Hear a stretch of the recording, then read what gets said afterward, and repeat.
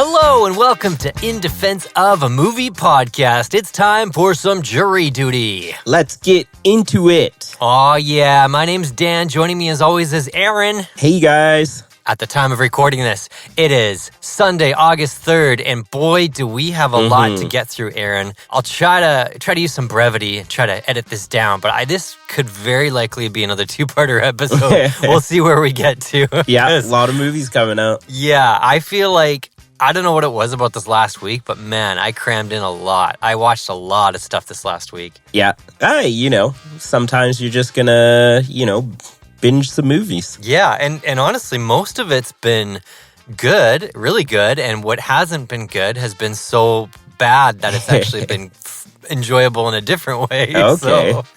So let's dive right in. I hope everyone's doing well. I hope you enjoyed our last Jury Duty episode. I noticed that not a lot of people seemed interested in our junior episode. Not a lot of downloads. You might be missing out, A lot of men out there need some sensitivity training. I think the latter half of that episode is some of our best work. So please, if you haven't listened to it, go check it out because we enjoyed that episode. Do it for pregnant men everywhere. I find that what I think is our best episodes don't do as well. I might not know our audience as well as I think I do. Yeah, definitely. So, Aaron, the first movie I want to jump into is called Heads of State. Mr. Prime Minister. Mr. President. It's our debut duet. Duet? Yeah, it's like I'm Dr. Dre and you're Eminem and we're taking that stage for the first time together. I'm Eminem. Oh yeah, with sexiest man alive, Idris Elba, and the ghost himself, John Cena. And Priyanka Chopra Jonas. Oh, yeah, okay. I randomly watched this the other day. It's on Amazon Prime, and I've been seeing it. I've been reading a few good things about it, and I thought, yeah, I'll throw it on. Why not? And I got to tell you, I was pleasantly surprised. Oh, yeah. I don't like using the word formulaic because if we're being honest with ourselves, every movie's formulaic. Or to some degree, right? Maybe cliche is the right word. Yeah. It's funny, this movie is almost like a paint-by-numbers buddy action movie, and yet it is so enjoyable. Yeah. I wanted to get your thoughts on this because one thing I noticed is that this movie didn't really have that like Marvelization of its dialogue. It had room to breathe. There were emotional bits. They were placed in an appropriate way, and I just thought it was really refreshing. Yeah, well, I thought, being a fan of Luther and a few other projects of like Idris Elba, he's a very charismatic person. Yeah, brings a lot to like every role that he ends up doing, and just really sells it. And then John Cena is just I don't know how to describe it. He's also very charismatic. Yeah, but just is okay with being the butt of like so many jokes, right? So many jokes. Yeah, like so many jokes, and he like constantly throws himself under the bus, and which is like a type of humor that I can really appreciate. It just kind of shows that like the dude could be full of himself, but he seems like a very humble guy. I mean, keep in mind I haven't met him, but when you have two of these actors, their chemistry was just it was really good. Yeah, as far as like a buddy action thriller goes, you couldn't have asked for two better people to play the main roles. What were your thoughts? So John Cena plays the President of the United States, and Idris Elba plays the British Prime Minister. And Priyanka Chopra Jonas plays this special agent. Basically what happens in the movie, in a nutshell, is that the president, John Cena's character, invites Idris Elba on board of Air Force One because they're trying to essentially make a good impression and to solidify NATO to a degree. But they have some bad blood between them, some bad history, and they just don't really see eye to eye, right? Yeah, should be mentioned, John Cena was an actor, so nobody really takes him serious. Actor turned president, that's right. Yeah. But I want to say, like, this movie avoids all of the, basically any and all, like Trump or Biden commentary. Like, it's not political in a sense. Like, it's about two politicians, but it is completely detached from current state politics, which is super refreshing that they did that because, like, we just don't need, it was nice to see a movie like this that existed in its own bubble. Like, it wasn't trying to comment on, like, current times so much as it was just a a goofy action movie. So Yeah. while the British Prime Minister is aboard Air Force One, there's sort of like a terrorist, well, not really a terrorist event. It's just like a hijacking and this sleeper cell, basically. They crash Air Force One. Everyone thinks that the president and the British Prime Minister are dead, but obviously they're not. And they have to essentially overcome their differences and survive to unravel the mystery of who's behind trying to kill them. And Priyanka Chopra Jonas's character has some past history with Idris Elba's character, the British Prime Minister. You kind of have this will they rekindle their old flame kind of situation as they're all trying to survive together. Aaron, it's so funny because this is like, it's such an easy watching action film. It's predictable, but it's like inoffensive. Like, I don't know what the rating is. I should have looked it up, but I don't even think this has like many swear words. Like, it's literally just the most safe action movie, and yet it works to its core. I don't know how to explain it. It also, this movie has one of the best car chases that I've seen in a long time on film. And it's set to kickstart my heart, which is always a good choice for a car chase song. But there's some great cinematography beats during the action scenes. And man, I thought Priyanka Chopra Jonas, she kicked so much ass in this movie. I'm not sure if she auditioned for the ballerina role or if she's in any way, shape, or form involved in the John Wick franchise. But man, her action chops are so good. I had no idea. She was in a show called Quantico, and it was just kind of like a FBI agent type show. So maybe that could be some of where she gets her like action chops from. Yeah, I was blown away. I thought she was more believable than even Ana de Armas was in the ballerina. Like, honestly. Maybe they'll have like an Indian version of John Wick and she'll play. Like, I mean, she could. The orphan trained killer. So maybe I just haven't been following her career enough, but she looks ready to carry an action movie on her shoulders. Like, I couldn't believe it. She kicked so much ass, and her everything from her facial expressions to hitting her marks to her weapon handling, it was great. It's just so great. Yeah. And because John Cena's like this doofy sort of Jim Strong, as much as he's an action hero in his films previously to being president. Wow, calling him Jim Strong, that is a deep cut, Dan.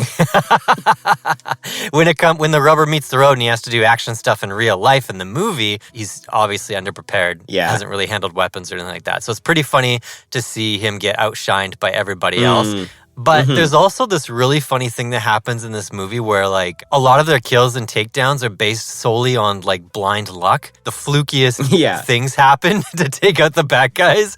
And it's really entertaining to watch. It's almost like fate is on their side, kind of carrying them through the movie. Let me ask you a question, Dan, because when I was watching this movie, I was just kind of thinking about John Cena's career. Yeah. And, you know, obviously, like, the other big name actor who is also a wrestler is The Rock, Dwayne The Rock Johnson. Yeah. But Dwayne The Rock Johnson got a little full of himself. I don't want to say a little full, a lot. Yeah, I was going to say. Full of himself. Like, he's to the point where it seems like a lot of his fans kind of turned on him. Yeah, I think everyone did, yeah. Yeah, and I'm very curious to see this movie that he has coming out where he portrays the MMA fighter, but also doesn't look a thing like him, which is pretty cool. But I'm also just kind of like, I think it might be too late. Like, do you think that John Cena in terms of his career picked the kind of the right choice, or did he play it safe?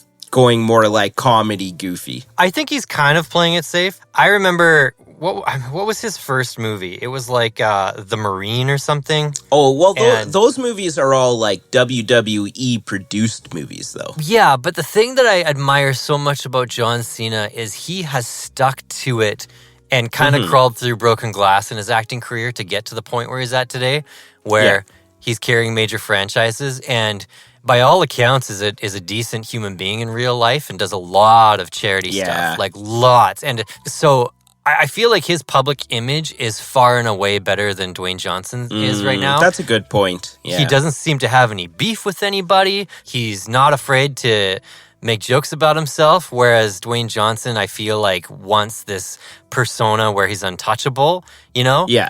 I think the difference between the two of them is, I think if John Cena saw a meme of himself, he would laugh.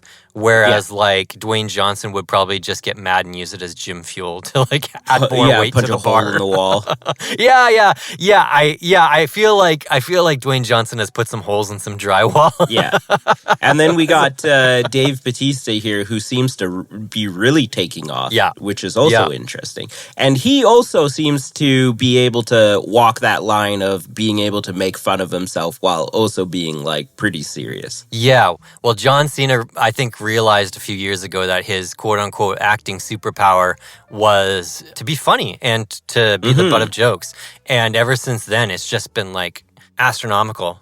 Yeah. I think that's awesome. Yeah. And movies like Heads of State, that is just so... it even has some sequel bait during the end credits, by the way. It just seems so right in the pocket for him. Yeah, definitely. So I feel like his agent or whoever his management team is just nailing it right now. Yeah. It sits on Rotten Tomatoes at 70% and an audience score of 71%, which I feel like is bang on accurate. I feel like that's the perfect score for this movie. Yeah. It's not going to knock your socks off, but it is... It's going to be a pleasant watch. Yeah, it's a total popcorn movie. You can watch it with pretty much any member of your family and get something out of it. It's funny. It's about politicians, but it's not political, if that makes any sense at all. Yeah. And there's a couple good cameos in it. A couple great little side characters that come and go, and it's just fantastic. Check it out. Check it out. If you have Amazon Prime, it's ready and waiting for you, so check it out. All right, I get it. You don't like my movies. I've never seen your movies. But the universe keeps telling me I look cool with a gun in my hand. What's the difference between... A toy gun. All right, Aaron, what should we tackle next here? What's next on the list? Let's get into Happy Gilmore 2. My name is Happy Gilmore. 30 years ago, I decided to give golf a try. But even when you're at the top of your game, you can always shank one. Happy Gilmore sucks? Oh, eat a bag of... What are your initial thoughts? Can we do a spoiler warning for this one? Because I feel like I can't necessarily give my thoughts without spoiling a very critical part of it. And I think that's fair. This critical part of it is literally probably like less than 5 minutes into the film. So, so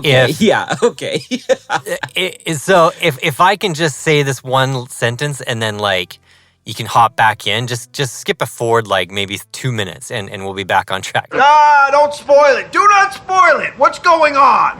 You know, Aaron, I always had this feeling growing up watching the first Happy Gilmore movie. Yeah. You know, it was one of my favorite movies, right? But I always knew in my heart watching that first movie that one day Happy Gilmore would kill his own wife and become a raging alcoholic. I feel like, I think this movie's terrible. Yeah, okay. Hey, no sugarcoating it there. I have kind of like two sides of this. Yeah. As a sequel to Happy Gilmore, it is not very good. As just a modern Adam Sandler movie, it's okay. It's an Adam Sandler movie.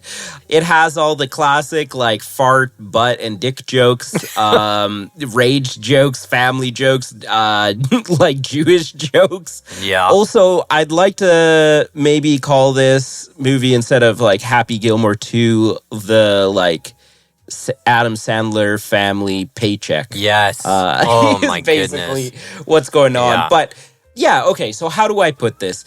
So this movie is, it lacks the magic that the first movie captured. Yes. And instead of trying to recapture that magic, it just pretty much, I don't know, just picks all the low-hanging fruit jokes and goes hard with that. Yeah. So it's more like they, I don't want to say play it safe, but maybe took the easy route out. Right. Rather than trying to make like a full cohesive movie. There was lots of references to the first movie, including montages and like flashback scenes and all this stuff. So I don't know. I guess that might end up being a trend, because what was the other movie we were talking about that they did that quite a bit in? Yeah, I wrote this down, Mission actually. Impossible. Yes, yeah. exactly. This is exactly what I have written down here. I hate this trend. It feels like a clip show. It's not enough for them to reference the movie now. They have to actually show you the scenes from the previous movie just to make sure you got the reference.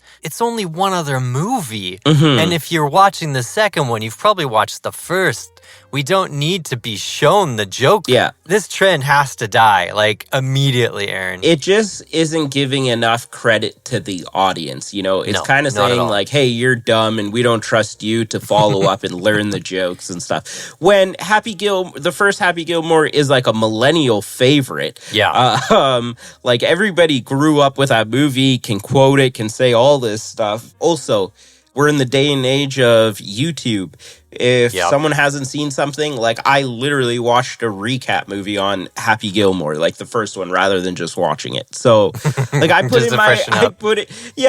in my researching or my refreshing up like before I have to, so that I don't need it. Because again, I would say if they cut out all their flashbacks and montages and all that stuff, I think that this movie would have a more appropriate runtime because it was a little long. It's too long. Yeah, and it's too reliant on retreads of the first film and cameo galore. But the problem with cameos is most cameos, they aren't actually good actors, right? So you're dealing with, professional athletes. Some of them are good actors, but not all of them. And when you're using them to carry a movie that's supposed to be funny, boy, does it not land. And this movie, it felt like almost a celebration of the first movie rather than its own story. That's a good way of putting it. It was like, hey, you remember Happy Gilmore? Yeah, we do too. Here's a sweet, easy Netflix paycheck. It's basically like a tribute video to the first Happy Gilmore. This movie should be renamed to Happy Gilmore, a tribute. Yeah, and I really hate that they gave Happy Gilmore the Luke Skywalker treatment. Yeah. Where he's just kind of old and pathetic and an alcoholic and all this stuff. And I read this tweet by Mark Hamill a few weeks back where he was talking about how he had to give Luke Skywalker his own headcanon backstory because he was in such disagreement with what Rian Johnson wanted to do with his character. Mark Hamill was thinking to himself, okay, what kind of circumstances would have led to the most hopeful, optimistic, heroic person in the galaxy being this like hermit angry at the world on this island, isolated, right? And his headcanon was that he imagined that he had like a wife and maybe kids, and one of his kids found his lightsaber and killed himself. And just the most the darkest shit I've ever read. And it's one of those tweets where you're just like, damn, Mark, are you okay, man? Like you don't need to go that dark. Yeah, and it made me think, and it was like, yeah, point taken, I get it. Yikes, you didn't like it. But like, it made me think of this movie because it was kind of like, well, what would lead Happy Gilmore to this place? And it's like, well, he didn't have to be in that place. Like, not only is this movie 20 years or 30 years too late, but it's also too dark to start out. Yeah. I was like, in the first couple of it, I was like, okay, so she's dead. I was like, we're doing this, all right. And I feel like it was like a primer for the rest of the movie that this, like, everything is going to be crazy. Happy Gilmore didn't have things flowing on the first though. Check out the name tag, grandson. You're in my world now. I got you a little something there, Pop. So I want to pitch you an idea, an alternate theory to this movie, okay? And it kind of works with the first one as well. Ooh, okay. So we know Happy is a hockey player. He starts playing golf. He has a somewhat of a natural talent for it. But later, in the first movie, it explains that he was winning so much by luck. So I have a theory that in the first movie, he sacrificed his trainer. Sorry, I forget what his name is. It was like Chubbs, yes. It was like a sacrificial pact with the devil for him to have like good luck with golfing. Yeah. But that pact eventually like wore thin and he had to re-sign, like take it as a lease and he had to re-sign it. Oh man. And so that's why he sacrificed his wife so that he could start winning golf games again and. Yeah. Like he needed that, right? I don't know. There's something there, but I'm pretty sure he sacrificed his wife and sold his soul to the devil to become a really good golfer. That's my new headcanon. That's it. No, I believe it because that would explain the tone and the grim nature of the premise for this movie. You know, I don't mind Adam Sandler's family being in his movies. I get it. I don't mind either. Anybody in his position would probably do a similar thing. But this one was very overt, especially at the end there. There's a scene between one of his daughters and him at like the AA meeting. And she's just like, you remind me of my dad. You're so cool. You're like the coolest guy ever. And I was like, man, that's a bit too cheesy for me. I'm like, okay, come on, calm down now. It's Adam Sandler. Like, you know, I just like... He's not that great of a dad. Well, I was like, that's just a bit too far, man. Like... No, because at that point, it was meta, right? And it kind of took you out, and it wasn't, you know...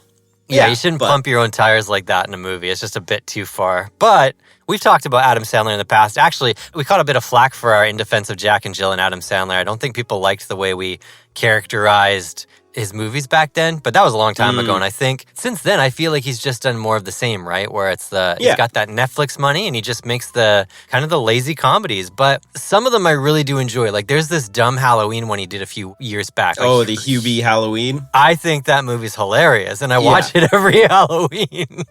Is it a good movie? No, probably not. But it's one of my guilty pleasures, right? So for me, this movie felt oddly similar to that movie, just in the terms of like just dumb jokes and all the stuff that they were saying during it. Yeah. But like I said, if this was a standalone movie, it'd be okay. But the fact that it's a sequel to the Happy Gilmore, that's where it gets hurt. Yeah. I'm surprised how polarized people are by this film, too. It sits on Rotten Tomatoes at 62%. The popcorn meter is 68%. And a lot of people are very defensive about this film online.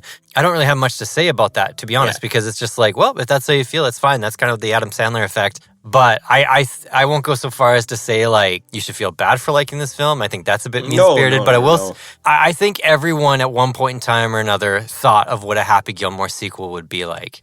And I don't think anyone expected it to take this long or for it to be like this. And so, you know, I'm glad he did it. I'm glad that he did give fans a sequel. Like, that's nice of him. Yeah. Let me pitch another movie to you, Daniel. Okay, yeah. It's called Gilmore Happy. And he's a golfer who turns into a pro hockey player. Okay. Because his like short game is just so finessed or something like that, right? Yeah. And then they just basically remake the first movie, but just kind of like tweak a few things. I mean, that's basically what he did, but I would have been way more happy with like a slightly off movie that's like very similar to the original rather than this being a sequel. Yeah, I was wondering, like, I'm kind of surprised by his restraint in the sense that I thought maybe he would have had one of his daughters pick up the mantle of the new Happy Gilmore and him being more in like a coaching supporting role. Yeah. And I was wondering if his daughters in real life inherited his funny like rage, you know, when Adam Sandler goes off the handlebars is some of the funniest moments when he's just like losing his shit. I wonder if they inherited that trait. You could do a lot there, right? Where he's trying to coach the next generation of golfer. There's a few things he can do, but instead we got recovering alcoholic Happy Gilmore. As bad as it was, there was still a lot of funny parts for me in this movie, a lot of one-liners that actually had me bursting out laughing. I really did enjoy the trope of all his sons just being like meatheads. Just being psychos. Psycho meatheads. It was pretty entertaining. And there was a few others, so I'll stick to what I said. Is if this wasn't a sequel, it'd be pretty good. But since it's a sequel, it's pretty okay. Yeah, I think that's a good way to put it. Yeah. Well, would you recommend Happy Gilmore Part 2? Oh, definitely. I feel like, well, I would say if Happy Gilmore, the first one, if it is in like top 5 level in your movies and you just, it's a cult classic to you, you love it, and you don't want to taint the memory or the idea of this movie, then don't see it. Right. But if you're okay and you want like a nice, easy laugh, I'd say watch it. This felt like the comedy roast of Happy Gilmore, if that makes any sense. Yeah. Like no, how I they get roast that. old comedians. Yeah, it had this weird where all the celebs show up and they do the jokes and recycle it and kind of poke fun at it. It just it felt like the Comedy Central roast of Happy Gilmore. I don't know how to explain that, but I that's get how that. it felt to me. Yeah. Okay. Well, I don't think I'd recommend it. I would just say watch Happy Gilmore again and maybe watch it with some friends or something, to relive some of those moments. I don't know what else to say about it, man. I'm stumped by Happy ratings Gilmore. are subjective, I guess. Is it good? Is it bad? I don't know. Who knows? Yeah, exactly. You decide. All right, so Aaron, this is part 2 of a 2-part recording. I was going to subvert your expectations by saying something like, hey, the next movie we're going to talk about is the funniest movie of the year. And then instead of talking about Naked Gun, I was going to dive into Ice Cube's 2025 The War of the Worlds. Yeah. And we did about 10 minutes on it, but what happened is my audio interface that I've been using for literally 20 years, the M Audio Fast Track Pro, it finally died after literally 20 years of use. Wow. It became unreliable. So we had to pick this back up. And the funniest thing is I spent 10 minutes criticizing this movie about aliens that basically feed on data. Yeah. And lo and behold, they ate half of my recording about War of the Worlds. Dang. So point taken. It's funny, Aaron. I was determined going into our recording last week to really pull apart the War of the Worlds, but I was online, looking around at movie news and stuff, and that pile-on effect that happens on the internet where like a joke happens and everyone just jumps on, and all the content creators jump on. Yeah. Honestly, after seeing everybody get a piece of the War of the Worlds, I lost my appetite for it. And I was actually like, you know what? Maybe we'll defend this one day instead. Yeah. So what you're saying is you're the data stealing alien. Yeah. So I don't want to get into War of the Worlds now. We're just going to skip over it. I recommend everyone watch it, so when we inevitably do it as a future episode, you'll be primed. You'll understand how crazy it is. Yeah, definitely. I still have not seen it, so Okay. maybe I'll wait just in case. Give it a watch and let me know if you think there's anything we can defend in here. So, Aaron, I think we should talk about the true funniest movie of this year so far. Yes. And that would be The Naked Gun. Once you kill a man for revenge, there's no going back. A voice in your head saying over and over, "That was awesome." Who are you? Drebin, Detective Frank Drebin.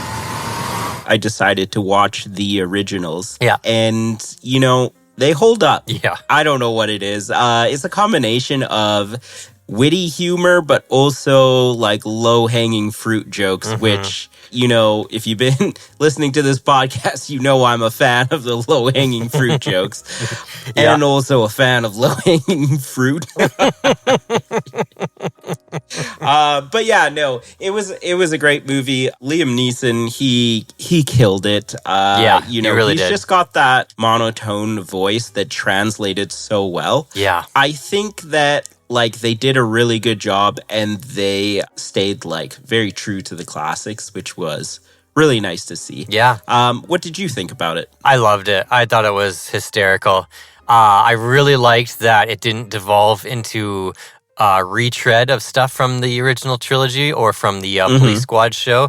I really liked that it didn't become a clip show like Happy Gilmore or Mission Impossible. Yeah. They honored the original cast and then just paved their own path. And I thought that was so refreshing and so funny. I've seen all the Police Squad. My dad bought the Police Squad set on DVD way back in the day, and I grew up watching these movies. And I think so much about the original Police Squad movies really informed my sense of humor growing up. Just that bizarre, silly, just a degree left of reality, irreverent humor where anything's kind of possible. Yeah. And it's been so long since we've had movie like that come out.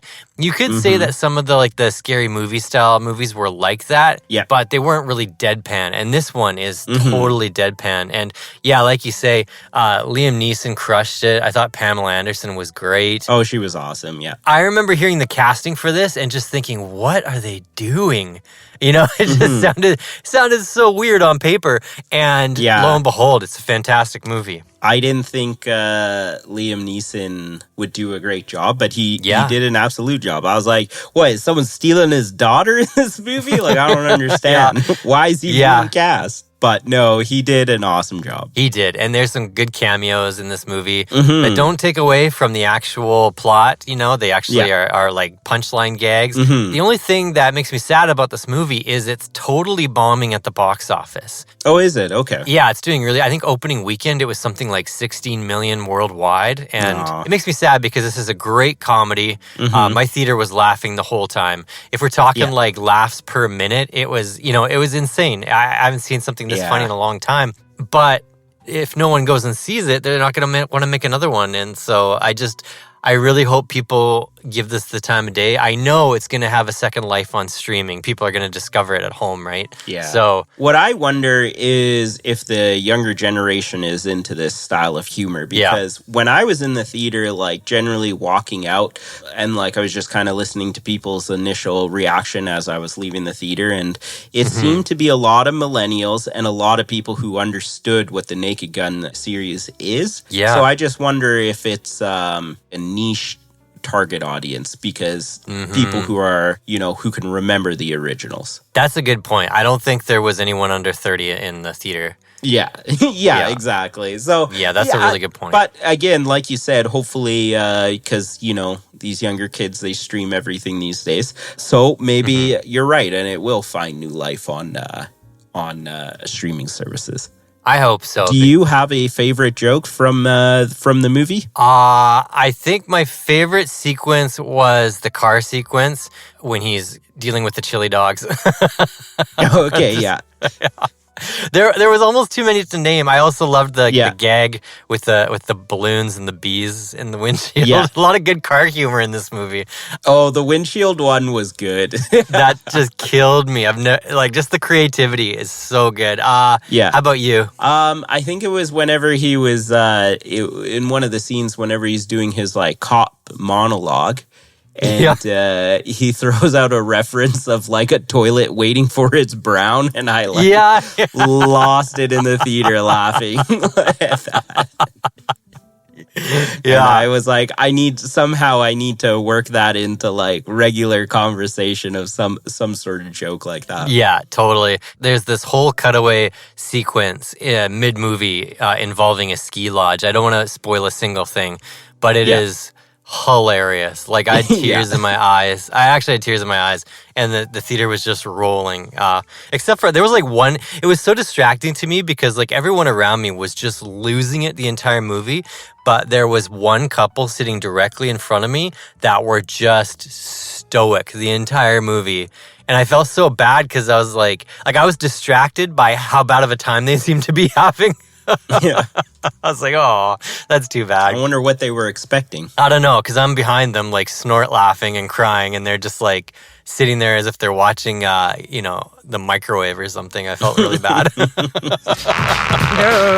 a bathroom. I need this one immediately. There's a line, man. Police business.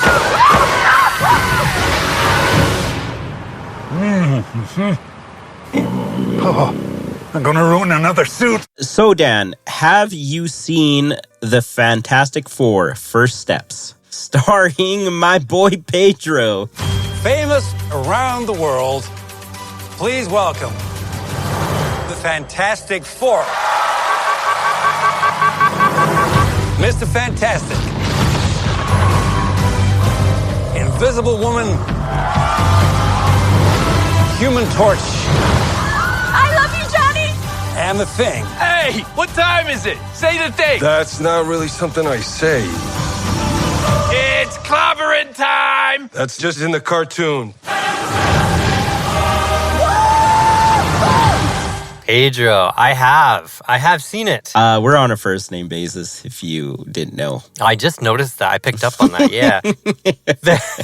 Fantastic Four, First Step, sits on Rotten Tomatoes at 86% with a popcorn meter of 92%. Yeah. Pedro Pascal, Vanessa Kirby, Ibn Moss Bachrach, Joseph Quinn, and Ralph Ineson as Galactus. Yeah, no, I thought this was a great movie. I went into it with pretty low expectations. I think a lot of people did. And I ended up really, really liking it. I thought it was a bit of a return to form for Marvel. I haven't seen something like this since like phase 1 or 2 or however you want to gauge it. I really liked the style of it. I liked how fresh it felt. I liked the alternative setting. Everything worked for me in this movie. I probably had a easier time digesting this than I did the Superman movie, to be honest with you, just because I didn't come in with a bunch of baggage. I kind of just went in kind of blank slate. I don't have like a real strong fandom for the Fantastic Four or anything, so I really liked it. I thought it was great. What did you think? I overall really enjoyed it. It was almost kind of sad to me because it finally seems like they kind of hit on something that works and doesn't seem like it's going to be around for that long now. Yeah. When we started recording on August 3rd, despite this movie's quality, it's sitting at 170 million domestic, only 99 million international for a worldwide gross of only 269.1 million. Now, that's changed since we recorded the first part of this, but, that doesn't include, like, budget, marketing. The marketing for this movie is obviously crazy. Yeah. It suffered an 80% second weekend drop. So, by all accounts, it's a colossal disappointment and a box office, I guess, a bomb. I don't know if it's going to recoup its budget. Yeah, that makes sense. When we first started recording this, Superman was over 534 million. I predicted it to land somewhere between 500 and 700. So it looks like 700 was pretty optimistic. Yeah. But yeah, kind of as expected. I raised this concern when we were talking about Superman. I was like, is Marvel ready to accept the fact that they're not really in vogue anymore? And man, if this isn't a harbinger of things to come, I don't know what is. Before we get into all of that stuff, Dan, did you want to talk about the cast a little bit here? Yeah, absolutely. I just wanted to mention, like, I think this is my favorite iteration of Fantastic Four. And I'm talking about, like, the cinematic universe. Yeah. Yeah, you watch those, like, very, very first ones there, and they are quite horrible just with the amount of, like, product placement and everything going on, cheesiness. Yeah. Terrible. Pretty bad. Then bad. the last one there with Michael B. Jordan and Miles Teller, that one, I didn't actually hate as much as people hated out there, but it was terrible. Yeah, I agree. But Same boat. this one, I thought they did an excellent job. At first, I was a little iffy about Pedro Pascal's Reed Richards.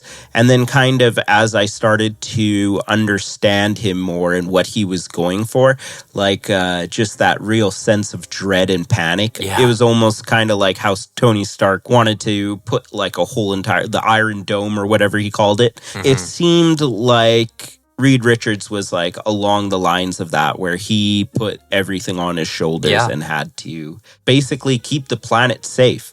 And as far as all the other characters, Vanessa Kirby, she was awesome. Was a very convincing Sue Storm. Yeah. Joseph Quinn, who played Johnny Storm, he was excellent. And it was so nice to get like a refreshing Johnny Storm, not the like male pissing contest Johnny Storm where, like just super cocky and like, I don't know, you don't really like him kind of thing. And, not only that, but he had an awesome like character arc where he tries to not just be the comedic relief but also contribute something to the team. Yeah, he had stuff to do. He was actually doing some intelligent investigating, and I loved that. And they still managed to give him that like that boyish charm or whatever, but it wasn't overdone where you're just like, this has been done 1,000 times before. Yeah. I think my biggest problem with this movie is probably with Ben Grimm.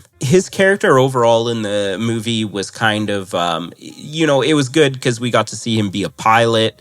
We got to see sort of that side of him. But like as far as his kind of character arc in it, for me, it was a little bit a little bit flat. Yeah. It seemed like there was going to be like he had some sort of love interest, but then that didn't really go anywhere. But I did like the dynamic between him and Johnny Storm. Like that definitely was good. And also that was also like a refreshing dynamic where you could tell that they like do like each other, but they kind of like razz each other, where it was like, I feel like the older ones, it was always kind of like almost mean, like bullying each other. Yeah, exactly. Totally. This is set in an alternate Earth in the multiverse. I think it's 818, if I remember correctly. Yeah. And it's sort of like a futuristic 60s-ish kind of era, and it's really, really cool. The production design, I was really concerned about the parallels between this and The Incredibles. It has the same composer even, but those concerns were quickly kind of put to rest, because The Incredibles is based on the Fantastic Four, but I feel like that dissolves really quickly in this movie. The Fantastic Four at the beginning of the movie they're already well established. They're in their third or fourth year of active duty, I guess I want to say, and they're world famous. Sue Storm's plugged into like the UN, and they're kind of living the high life in a way. You know, they got their nice penthouse, they got their cool little watches. Somebody's telling them when danger's coming. I don't know who. Obviously, this world is very reliant on them.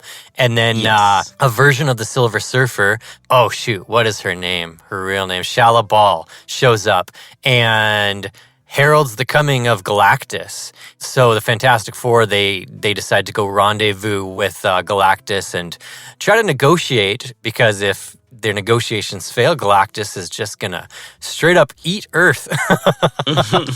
And that's the setup. And I think my favorite moments in this movie is truly Pedro Pascal's Reed Richards panicking, trying to find a way to deal with the impossible. Just challenged in a way that he's never been challenged before, and the sheer panic that overtakes him. But the intellectual panic, you know, like where he thinks he should be smart enough to figure this out. And one of the schemes in particular that he comes up with to hide and protect Earth from Galactus is so above and beyond cool and awesome and comic booky. I don't want to spoil it if you haven't seen the movie. It was truly the plan of a panicked mad genius who's like, I gotta do something, because, you know, and the dynamic of everyone working together, attacking this problem from all angles.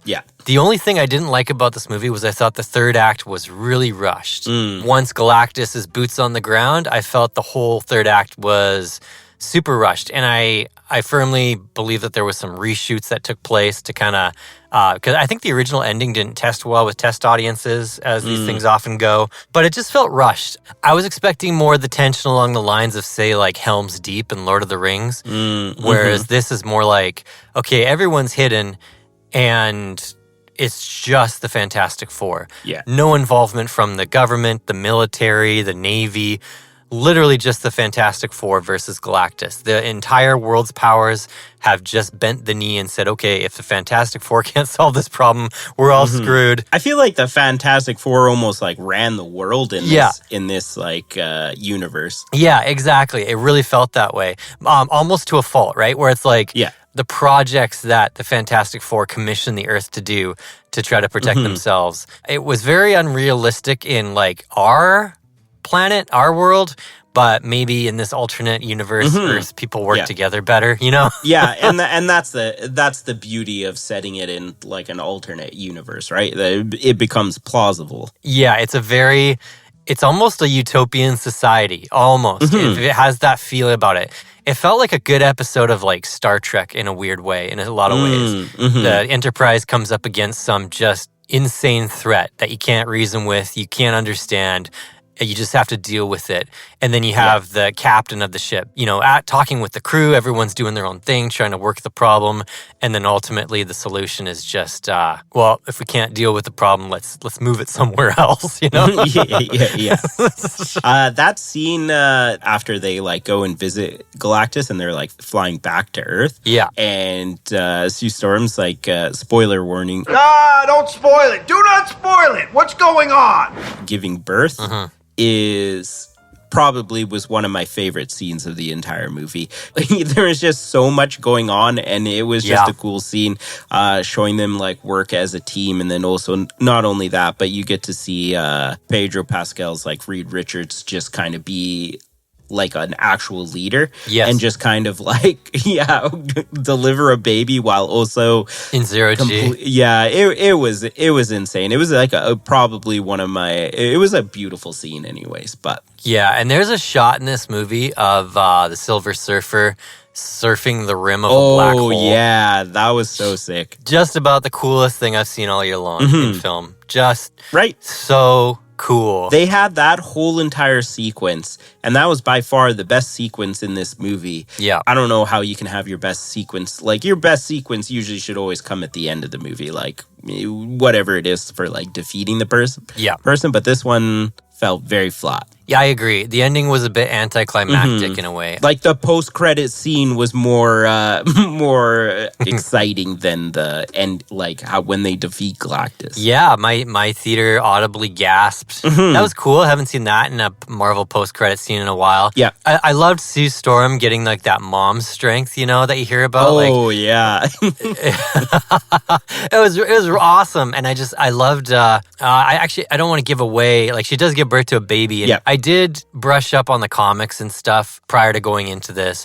It's worth mentioning, like, the child of Sue Storm and Reed Richards is incredibly powerful. He, at various points in his life, like, even creates his own universes, like pocket universes and stuff. So he makes, like, this universe with, like, you know, like a kid would make, where it's all, like, kid rules and kid stuff. And anyway, so where they go with that, I have no idea. But that post-credit scene does set up some really tantalizing possibilities for where Avengers Doomsday might go.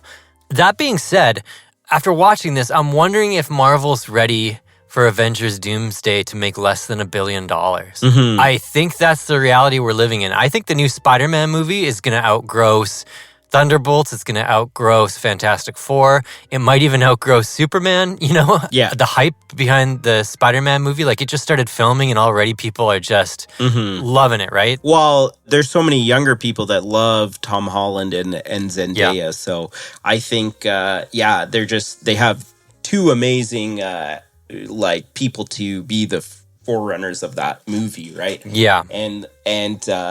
So it'll be interesting. I think that movie will be good, but I think you are right that Doomsday, I don't know, people just don't really care anymore. No, I think what it is I used to think it was like brand fatigue, like Marvel brand fatigue, but it's not that. It's just the big three, right? You have Batman, you have Superman, and you have Spider-Man. You don't have Iron Man anymore, right? So it's like Batman, Superman, Spider-Man. Those are the big three that carry, you know, that have been carrying box office superheroes for a long time. Yeah. In sort of the underlining pop culture.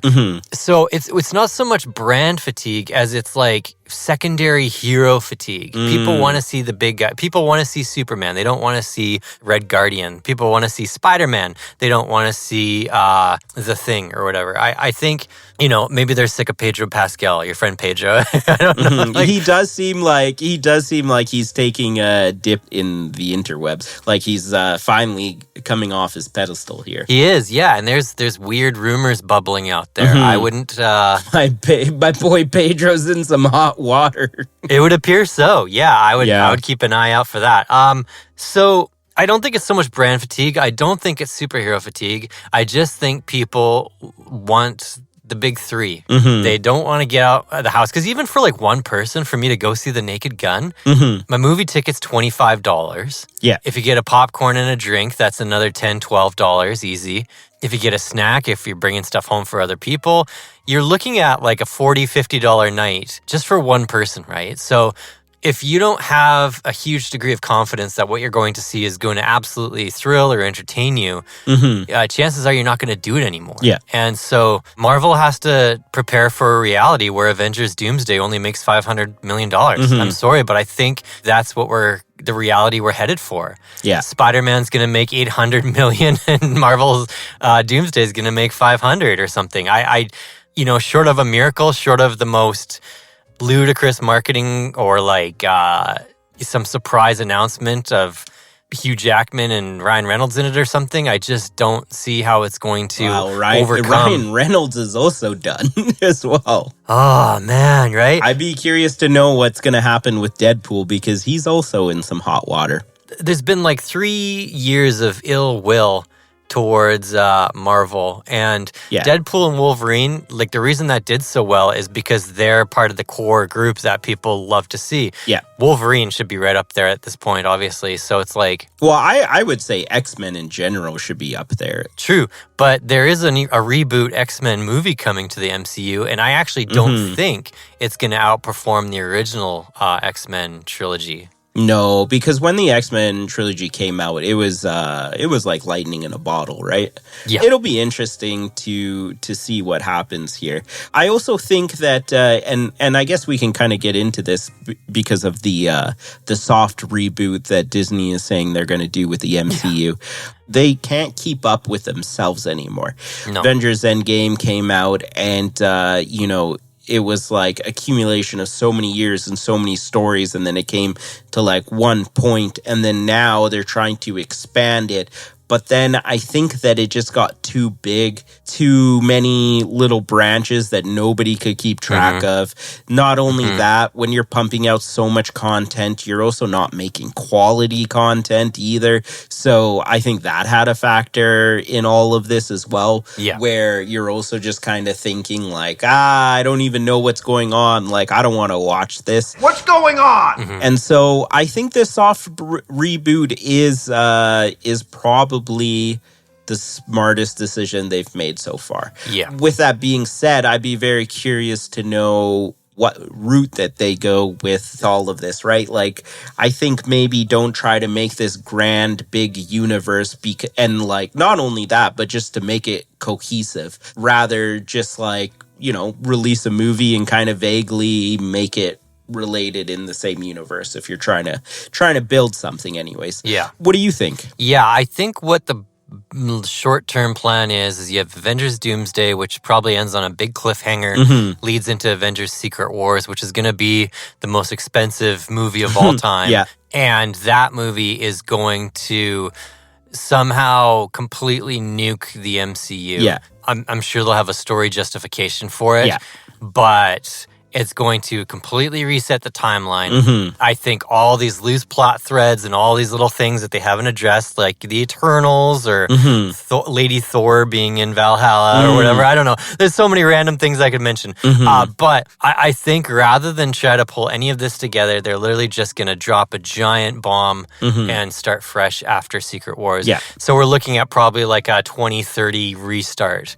But they'll cherry pick a few characters that are successful, like Spider-Man. They'll keep their tent poles, but they're just going to prune all the characters that aren't working, all the plot lines that weren't going anywhere or weren't, attractive or whatever. I think they took one look at the James Gunn Superman movie and thought, yeah, it's time for a fresh start. Audiences' tastes are changing. They've blown through every actor in Hollywood. They need to do something different. They blew every actor in Hollywood? Wait, that came out wrong. Yeah, you know what I was just thinking is Disney is literally the Thanos of their own cinematic universe. Yeah, I mean, really. Yeah.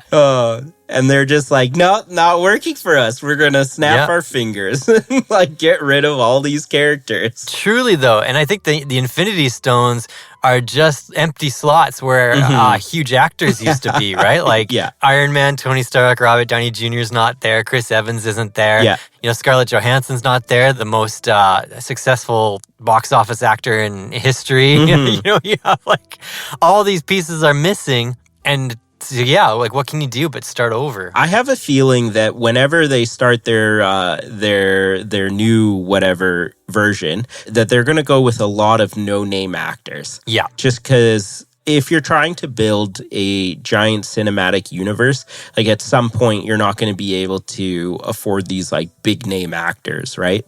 Well, I say that, but it's also Disney, and they got billions of dollars, so... Yeah. And they've been affording them no problem so far, but... I predict that they find a way to keep Robert Downey Jr. involved as long as possible. Just, like, have him on life support and keep bringing him back. Yeah, he's going to be like God Emperor Doom in the new MCU rebooted universe. That'd be interesting. I think the new rebooted MCU is literally going to start with the X-Men. So you'll have Secret Wars. I think everyone's going to either die or get sunsetted in some crazy way. Yeah. And then it's going to be right back to the early 2000s again, where you have the X-Men leading the way. Mm-hmm.